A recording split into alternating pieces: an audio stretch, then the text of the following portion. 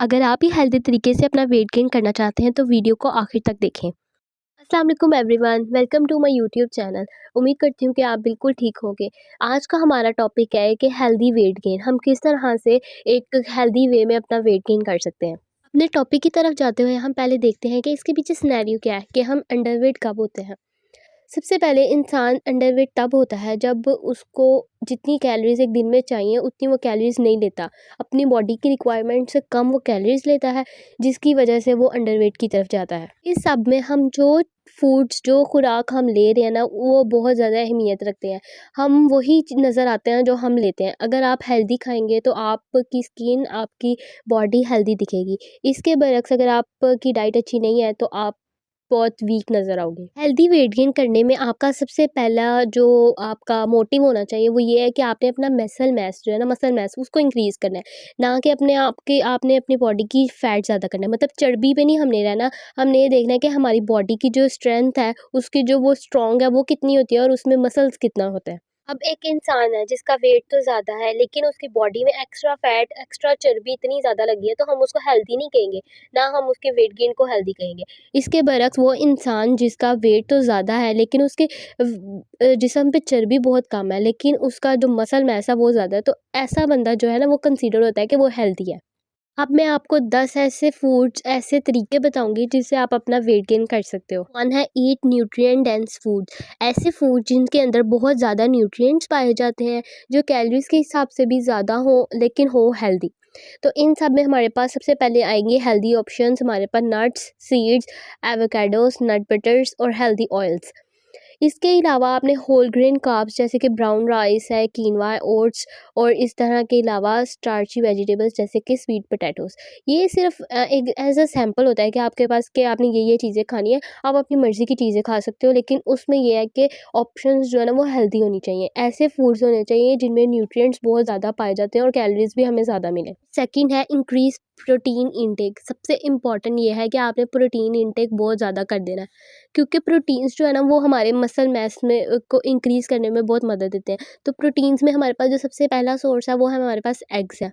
उसके अलावा आपके पास मिल्क आएगी, डेयरी प्रोडक्ट्स आएंगी या उसके अल्टरनेटिव जिसको मिल्क से एलर्जी हो ना उनके लिए अल्टरनेटिव्स हैं। उसके अलावा आपने प्रोटीन शेक्स लेने हैं, बीन्स ले सकते हो, आप लेंटिल्स ले सकते हो, मीट लीन मीट ले सकते हैं। इसके अलावा दूसरे भी सोर्सेज हैं प्रोटीन के, और भी बहुत से सोर्सेज हैं।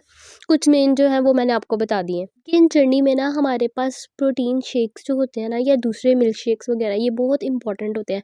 आप अगर वेट गेन की जर्नी में हो ना तो आप इनको अपने मील्स में ज़रूर शामिल करो।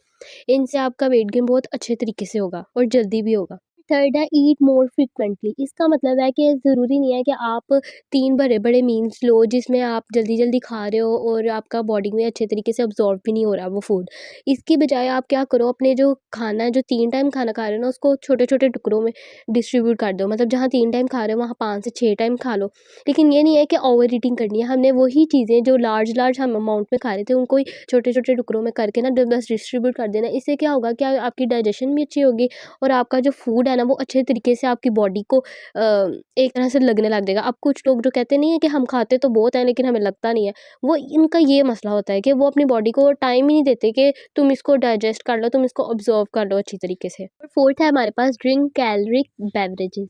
मतलब जैसे मैंने आपको पहले बताया कि आपने मिल्क शेक्स जो हैं वो ऐड करने हैं। इसके अलावा आप स्मूथीज़ भी बना सकते हैं। स्मूथी की रेसिपी मैं बहुत जल्द आपके साथ शेयर करूँगी। इसके अलावा आपने लेने हैं स्मूथीज़ ले सकते हैं, मिल्क शेक्स ले सकते हैं, प्रोटीन ड्रिंक्स ले सकते हैं। इसके बरक्स के आप सादा पानी पियो। इसके अलावा ये टिप है कि आपने फ्रूट्स, नट्स वगैरह वो ऐड करने हैं अपनी डाइट में ताकि उनसे आपको एक्स्ट्रा कैलोरीज़ मिलें। सादा खाना नहीं ज़रूरी है आपके लिए, सिर्फ खाना नहीं ज़रूरी, ऊपर से इस तरह की फूड्स भी ज़रूरी हैं जिससे आपको एक्स्ट्रा कैलोरीज़ मिलें। सब टिप्स को फॉलो करते हुए आपने हेल्दी फैट्स को नहीं भूलना, आपने उनको स्किप नहीं करना। आपने अपनी जो डाइट है उसमें हेल्दी फैट्स ऐड करने हैं, जैसे कि ऑलिव ऑयल है, घी है, कोकोनट ऑयल है, इसके अलावा बटर है। इन सबको ऐड करने से क्या होगा कि ये जो फैट्स हैं हेल्दी फैट्स, ये तो एक तो आपको एनर्जी देंगे, दूसरा ये आपको कैलोरीज़ बहुत ज़्यादा देंगे, हेल्दी कैलोरीज़ देंगे जिससे आपका अल्टीमेटली आपका जो वेट है ना वो गेन होगा। नंबर 6 है आपके पास स्ट्रेंथ ट्रेनिंग। मतलब वेट लिफ्ट करना है और आपने स्ट्रेंथ एक्सरसाइजेस करनी है ताकि ये आप इंश्योर हो कि आपने जो गेन किया है ना वो मसल गेन है, ना कि फैट गेन हो।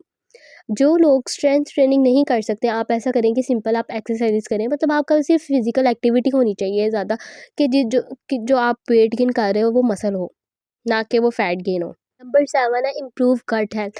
अब गट में आपके पास आएगी आपके आइसोफेगस आएगी, आपका स्टमक आएगा, स्मॉल इंटेस्टाइन आएगा और लार्ज इंटेस्टाइन, मतलब वो ऑर्गन्स जो आपकी डाइजेशन में इन्वॉल्व होते हैं।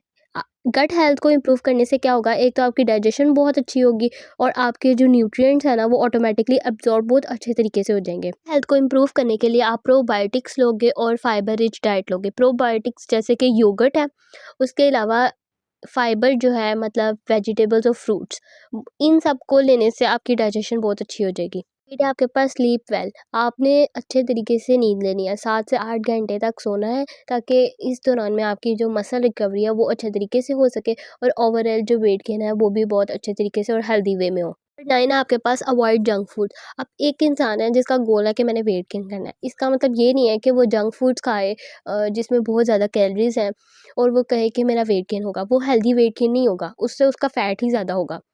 तो आपने इस तरह की चीज़ें जो एम्प्टी कैलोरीज जैसे कि चिप्स हैं, शुगरी ड्रिंक्स हैं, हमारे पास प्रोसेस्ड फूड जितना भी है ना, उसको अवॉइड करना है, क्योंकि वो अनहेल्दी होती हैं।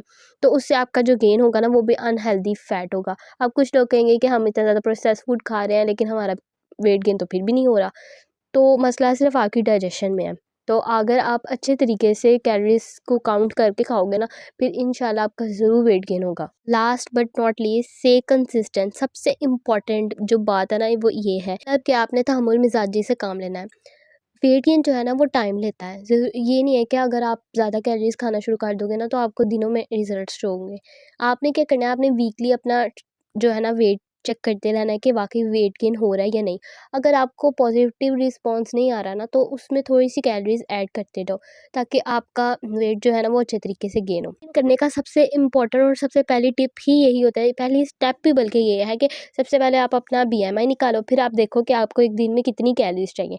जितनी आपको एक दिन में कैलोरीज चाहिए ना, उसमें आप ऐड कर दो 500 कैलोरीज।